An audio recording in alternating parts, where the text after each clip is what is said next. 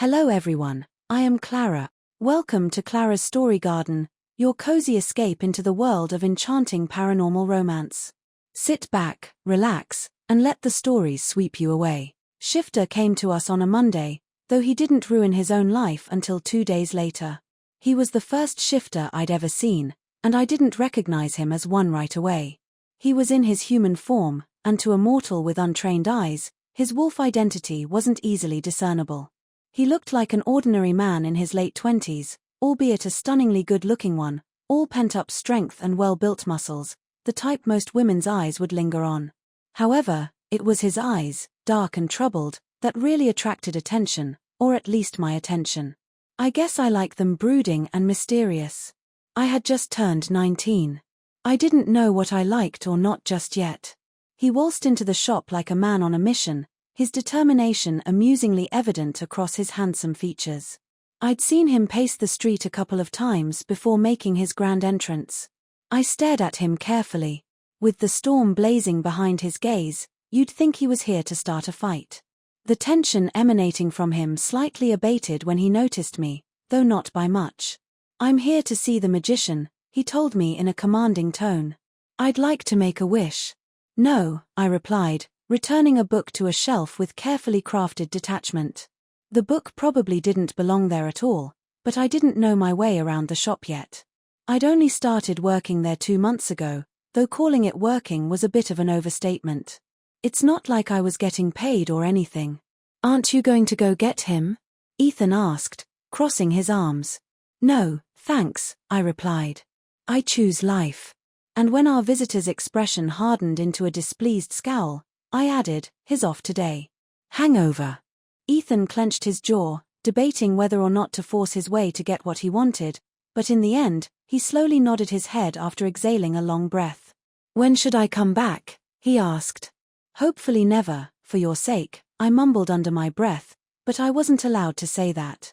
I wasn't allowed to warn any potential client, no matter how foolish they were for coming here thinking magic would better their lives somehow. "Come back tomorrow." Ethan, for that was his name, didn't come back the following day, but the one after that. I frowned upon seeing him again. He looked almost sheepish as he walked back into the shop. Maybe he had discussed his intentions about making a wish with someone who had warned him about the consequences, or perhaps he was just embarrassed by his previous display of anger. No matter. I led him to a back room where Damien was busy building a house of cards, as if his life depended on it. It didn't make him look particularly professional, but, and this I was quick to find out, he didn't give a flying about what people thought of him or not.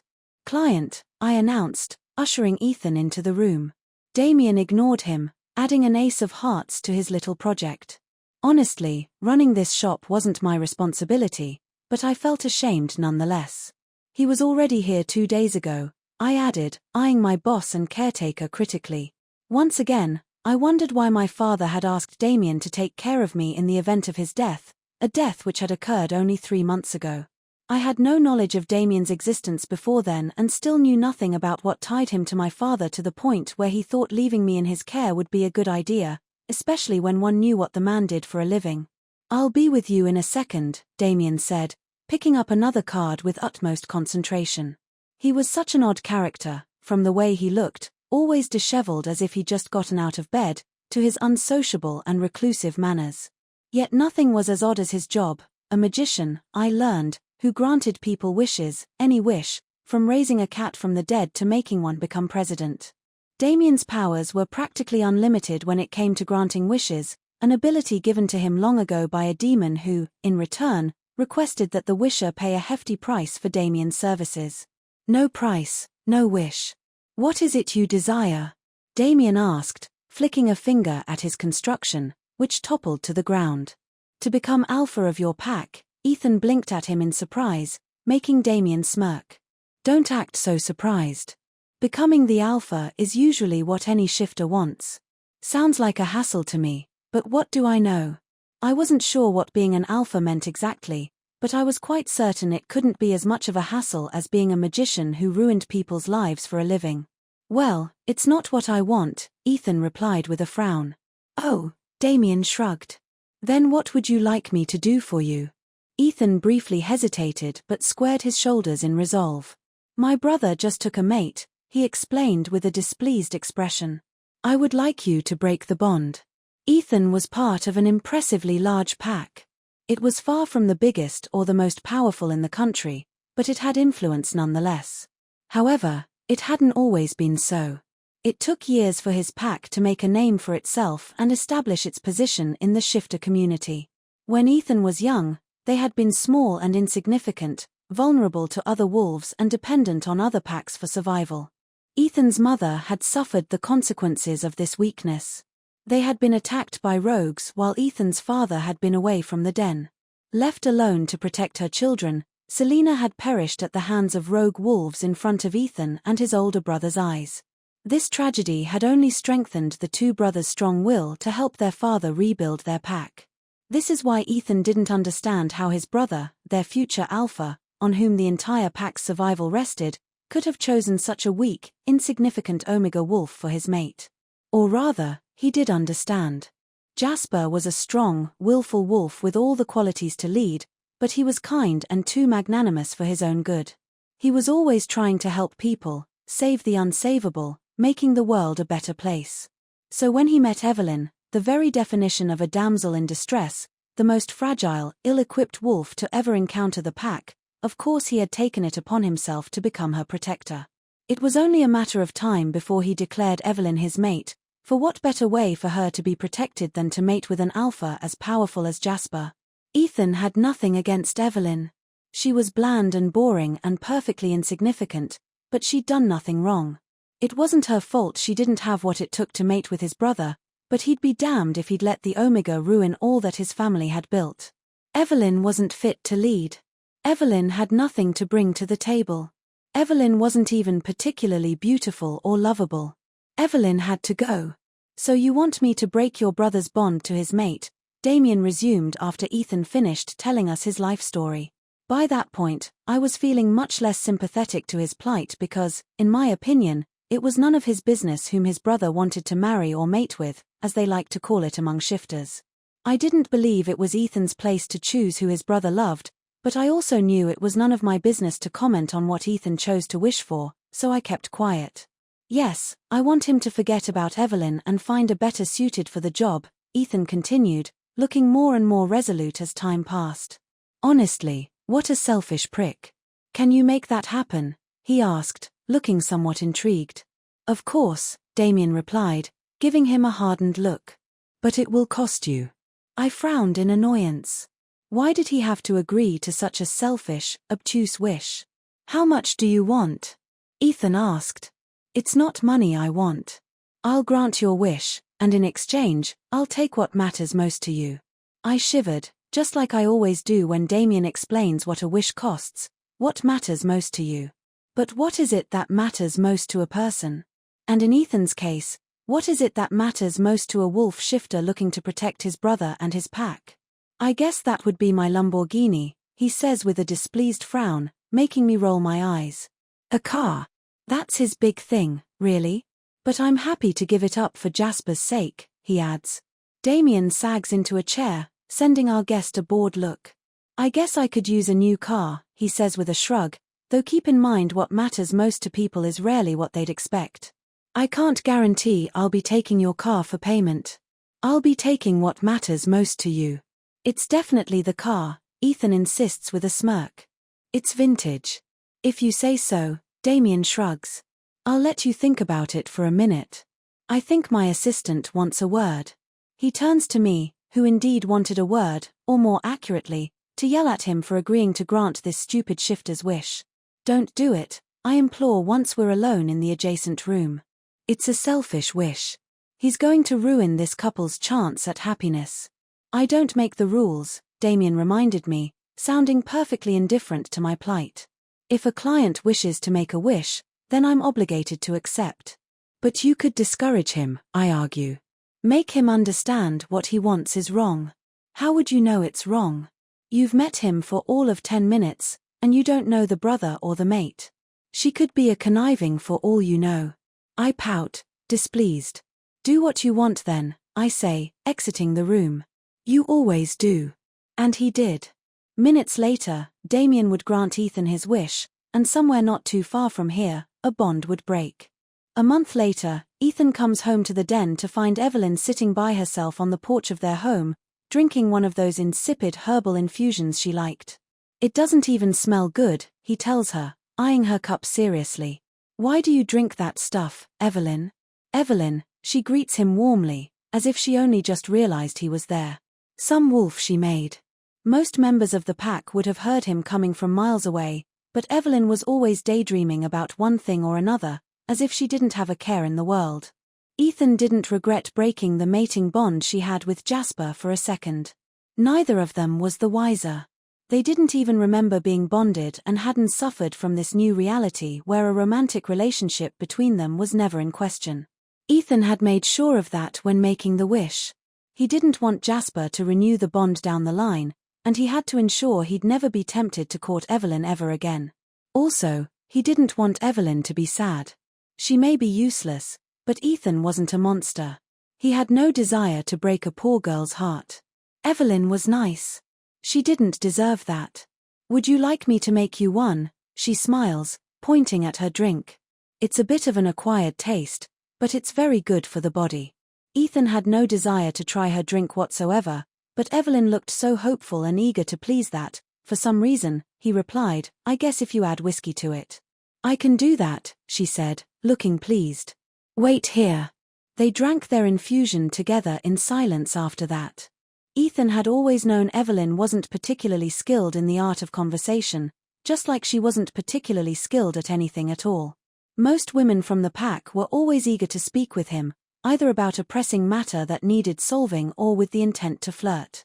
The alpha's younger brother was a rather promising catch, after all. Evelyn didn't attempt any of those things, though.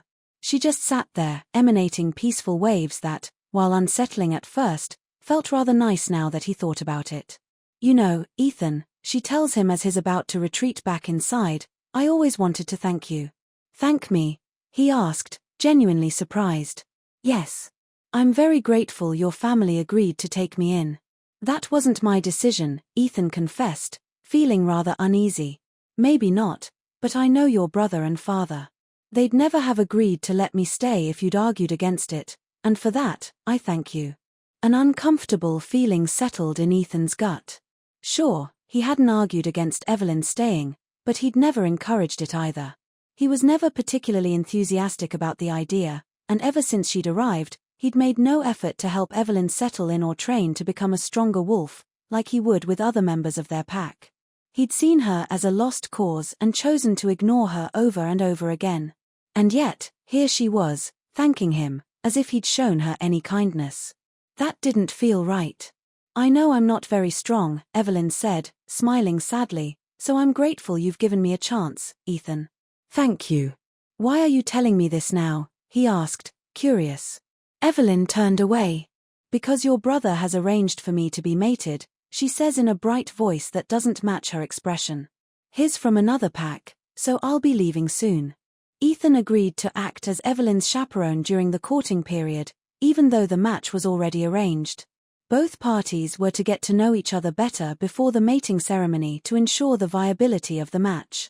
Because they were from different packs, custom warranted that Evelyn be accompanied by a member of her own pack for protection, and when Jasper requested Ethan take on the role, he couldn't find it in his heart to say no.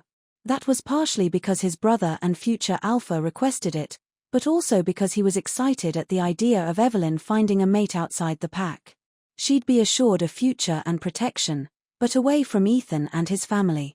Best of both worlds, so to speak. Now, if only Evelyn was a little more enthusiastic about it. Mason is as good a wolf as any, he tells her, driving her to her meeting in his Lamborghini, which, against all odds, hadn't been confiscated by the magician. Ethan had been kind of worried about it, wondering what this thing that mattered to him most was, if not his car.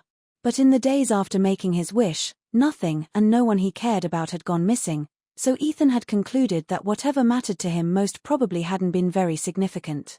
Maybe it was an old photo or toy he'd forgotten about somewhere. I'm sure he is, Evelyn agrees easily. I'm very lucky to have found a match with a strong wolf. She says the words like she's practiced them, like they aren't particularly genuine, but Evelyn is always very genuine. It's practically her defining trait. Give him a chance, Ethan encourages, feeling slightly guilty again. It happens more and more often when he's around Evelyn, and he doesn't like it. If you don't like him, then you won't have to mate with him, he adds without thinking. What is he saying? Of course she'll have to mate with him. It's Evelyn's best chance at a safe future, one they were very lucky to secure for her, given her low status and weak disposition.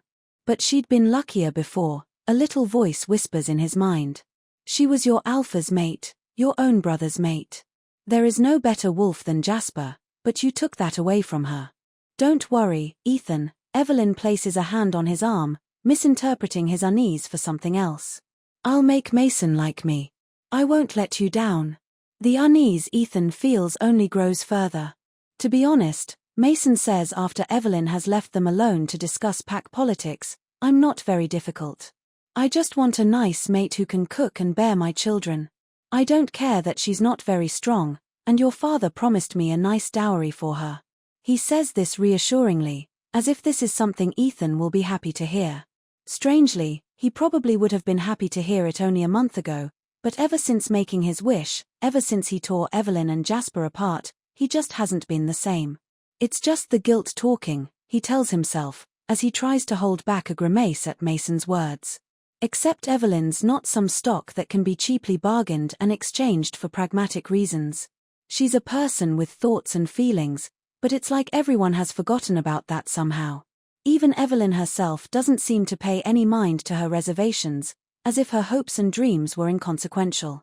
But what did you think of him? He asks as they're driving back home. He's a strong wolf, she replies, ever so politely. Yeah, we've established that, Evelyn, but did you like him? What's not to like? I'm very lucky to have found a match, Ethan. I know that. Ethan grinds his teeth, feeling an unfamiliar aggravation rise within him. It's not just about finding a random match. It's about finding love and happiness. He feels foolish once the words are out. Evelyn is looking at him as if he's grown a second head. She's assessing his expression, as if trying to guess what he wants to hear, and it kind of breaks his heart because he realizes she's always done so. I don't know what you want to say, she confesses in a small, fragile voice. Do you think you could grow to love him? He asks. Evelyn hesitates a moment, but then she averts her eyes and replies in the firmest tone he'd ever heard her use, My heart has always belonged to another, and it always will. Ethan's heart sinks at the words. It's a foreign feeling. All these new feelings are strange and uncomfortable, and he doesn't understand where they're coming from. But don't worry, Evelyn adds, placing her small hand on his arm. He's not someone I stand a chance with. I'll mate with Mason, I promise. I would never let you down, Ethan. The date for Evelyn and Mason's mating ceremony has been set, and it's everything Ethan should have hoped for. Yet, for some reason, the faster the day approaches, the more anxious he becomes. It's driving him insane, to the point where he's losing focus, sleep, and appetite. He just cannot stand the idea of Evelyn leaving with a wolf she doesn't truly want, just because she believes she cannot do better, just because Ethan has ensured she wouldn't do better. He's ruined her happiness. She says she loves another who would never have her, except Ethan knows the man she loves would have, and had, taken her for a mate. Evelyn was happy with Jasper, and Ethan had ruined that for her.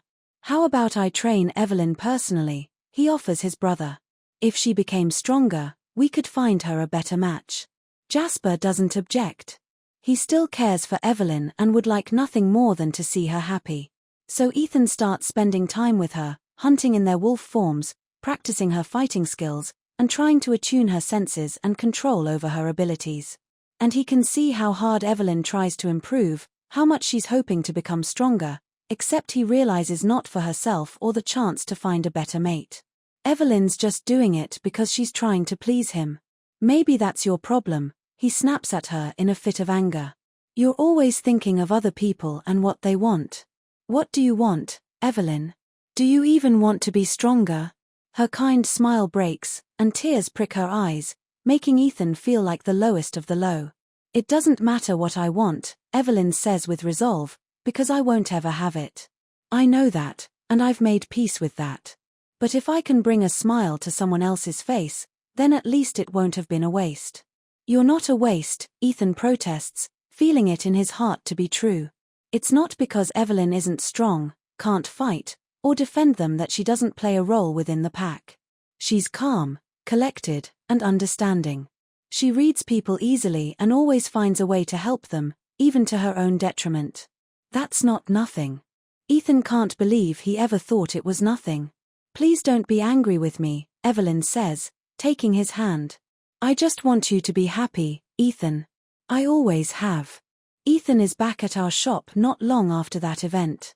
I'm upstairs making dinner when he arrives because I've realized that if I don't make him food, Damien tends to forget to feed himself, and since he's the one putting a roof over my head and paying for my school tuition, I'd best make sure he stays alive.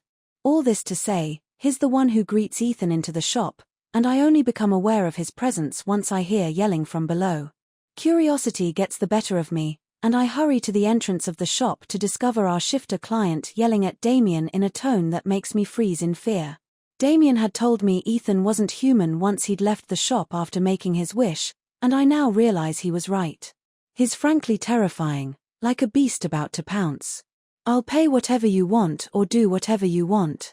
I don't care, but you have to cancel my wish, he's ordering, backing Damien into a corner. The latter is perfectly indifferent to his plight or the perilous situation he is in. I couldn't cancel your wish even if I wanted to, he explains, as one would discuss the weather. Once it's done, it cannot be undone until the day I die. Ethan looks like he's seriously considering making that happen, so I jump in, my heart beating against my rib cage. What if he makes a second wish? Would that work? Damien's eyes snap up to me, and he's suddenly looking displeased. Go back upstairs, Lila. But I insist. What if? One wish per person, no refunds, Damien declares, giving Ethan a cold, intransigent look. Ethan's anger deflates before my eyes, replaced with a sharp, heartbreaking sadness. Please, he begs in a silent, defeated tone. If not for me, then for her. Evelyn's a good person, the best, and she's about to mate with someone who doesn't even see that, who doesn't even see the beautiful soul she has. But Jasper did. He would have made her happy. What I did to her was unfair. Life is unfair, Damien interrupts in a bored tone. Now leave us, shifter. You're scaring my assistant, and she doesn't easily get scared. I won't have it. Ethan leaves our shop, looking like his entire world has just ended. We never see him again. But a week after Ethan's departure, another shifter comes into the shop, a frail, pale-looking girl with very light blonde curls, freckles, and earnest brown eyes, who wouldn't look powerful or impressive even if she tried. But she doesn't try. She greets us with a warm, hopeful smile. It's Evelyn. I heard that you grant wishes, she tells Damien with peaceful resolve, so I've come to make one. I wonder if Ethan can what is done to her. It must be why she is here, after all. He can't make a second wish, but Evelyn could very well make one for herself to annul Ethan's and be reunited with Jasper, her alpha mate. All right, Damien says, giving her an assessing look. What is it you desire? Evelyn's expression becomes resolute. There's someone in our pack who's so worried about us being vulnerable that he focuses his entire life on making sure we're safe, instead of thinking about his own happiness. I don't think he even knows how to be happy, you understand, she frowns sadly. It's because when he was little, his mother died protecting him. He feels guilty, and is afraid that if he starts thinking with his heart rather than his head, he'll lose everything again. But he deserves better than that. He's a good man, and he deserves to be happy. I just want him to be happy. Is that your wish? Damien asks, not unkindly. Yes, sir. I wish for the man I love to be happy. I become nervous. Damien hasn't even told Evelyn about the consequences of making a wish, and she's already lost everything once because of his magic. It doesn't seem fair that she should face consequences again for wanting someone to be happy. I open my mouth to tell her so, but Damien snaps me a warning look and replies, very well. Tonight, the man you love will ask something of you. Agree to it, and you'll ensure his happiness forever. A bright, relieved expression spreads across Evelyn's features. I will, she immediately agrees with heartwarming enthusiasm. It really will make him happy. I guarantee it, Damien replies with a small smile. Oh, thank you, Evelyn exclaims. Thank you, sir, really. She gets up from her chair, eager to get the task done, but then turns back around, as if she just remembered something. What do I owe you for the wish? She asks timidly. Damien shrugs. That one's free of charge, he replies. Evelyn will be mated to Mason tomorrow, and Ethan has decided that it's unacceptable. She has made it very clear that she's only agreeing to this union to please their pack, but she needs to understand that everyone needs her here. Ethan needs her here. He doesn't want Evelyn to leave, especially not if it's going to make her unhappy, but he also understands that Evelyn needs a mate. So, really, there's only one thing left for him to do. He knocks on her bedroom door, feeling more nervous than he thought he would. He had barely knocked once when Evelyn already appeared, looking hopeful and expectant. Ethan, she exclaimed, sounding confusingly relieved. I was worried you weren't going to show, but you're here. She pulls him inside her room and makes him sit on a chair, which Ethan does, feeling uncharacteristically dumbfounded. Go ahead, Evelyn encourages him, squeezing his hands. Tell me, what can I do for you? Ethan frowns in confusion. How do you know I have something to ask you? A hunch, she replies with a smile. Evelyn looks, once again, so eager to please. Ethan doesn't know what to do with himself. Well, he hesitates. I've been meaning to ask you. He suddenly feels very foolish. It seemed like a good idea when it had formed in his head, but now that he is about to say it to Evelyn, he realizes how selfish he is being, once more. Ethan's plan was to ask Evelyn to mate with him instead of Mason. If she became his mate, she wouldn't have to leave the pack, where Ethan knows she is happy. She would remain with her family but would be mated and protected, and he'd be a good mate to her. He'd do his utmost best to make her happy. He may not be Jasper, but perhaps he could be the next best thing. He was almost certain Evelyn liked him better than Mason. But with her looking at him so earnestly, holding onto his hand expectantly with that warm, kind expression he'd grown so fond of, Ethan understands he's been a selfish fool, once more. This wasn't about offering something better to Evelyn or keeping her around for their pack's sake. If he so earnestly wished for her to mate with him instead, it was because he'd fallen in love with her, and he wanted her all to himself. Instead of trying to reunite her with Jasper, the mate Evelyn deserved, the man she claimed she'd always love, he'd come to her room wanting to claim her. He felt sick to his stomach, but he was determined to fix things. He would make Evelyn happy, even if it meant giving her up. Evelyn, he begins, bringing her hand to his lips, you once said to me there was someone you would always love, that you'd prefer to be mated with. Evelyn searches his gaze, looking confused. Yes, but... Well, I came here tonight to tell you that this person does, in fact, love you, and that he would love nothing more than to have you for his mate, and if you let me, I promise you, Evelyn, I will make sure. Evelyn throws her arms around his shoulders, burying her face into his neck. You love me? She asks, her voice full of hope and tears. You really love me, Ethan? Ethan interrupts himself, confused. What? He asks, disbelieving. Evelyn immediately recoils, looking terrified. I thought you just said the person I loved felt the same, she says, her voice trembling slightly. She looked seconds away from crying. But I misunderstood, didn't I? She lowers her eyes, twisting her hands nervously. Of course you don't feel this way about me. She looks like she's about to move away. Ethan doesn't think he'll survive it. He grabs her arms and pulls her onto his lap, heart leaping. Of course I love you, Evelyn, he tells her, awed by how ridiculously happy she seems at the news. But you said there's someone you've loved forever, and that you'd always loved, so. Ethan had assumed Evelyn meant Jasper. Yes, she says, placing her small hand on his, it's you. It's always been you. Forgetting customs, the fact that Evelyn is currently engaged to another man, and that Ethan hadn't yet requested permission to court her from their alpha, he takes her face in his hands and pulls the woman he loves into a kiss, with the thought that he hadn't known what real happiness felt like until this very moment. Break your engagement, Evelyn, he begs, bringing their foreheads together. Be my mate instead. Yours? Evelyn asks, tears of joy streaming down her face. Really? Yes, please. Will you accept me as your mate and make me the happiest man in our entire pack?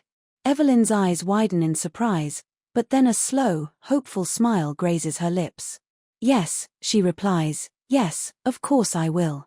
Back at the shop, Damien is staring at our dinner with a disgusted expression. And what is this supposed to be? He asks. I ignore him. Do you think Evelyn's got her wish by now? I asked him nervously.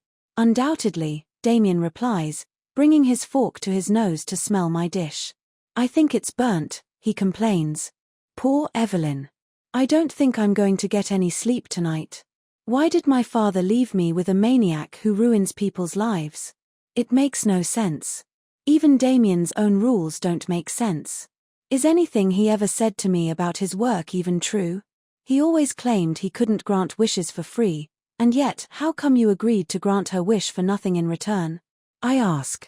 I thought you said you couldn't. Because I didn't grant her anything, Damien replies with a shrug. She got what she wanted, magic free. I frown in confusion, unsure of what that means, though I do feel some relief knowing Evelyn was essentially fine, apparently. Well, Ethan will be relieved to see things end well for her, I guess, I declare, having considered the matter. I guess maybe you didn't ruin anyone's life today, then. Good on you. I guess not, Damien replies, making his way back to the stove to prepare some pasta. Though you still took the thing he loved most, I observe, considering. Don't you think he'll miss it? Not really. If anything, it was holding him back. Seeing my confused expression, he sighs and adds, it was his fear of losing the people he loved.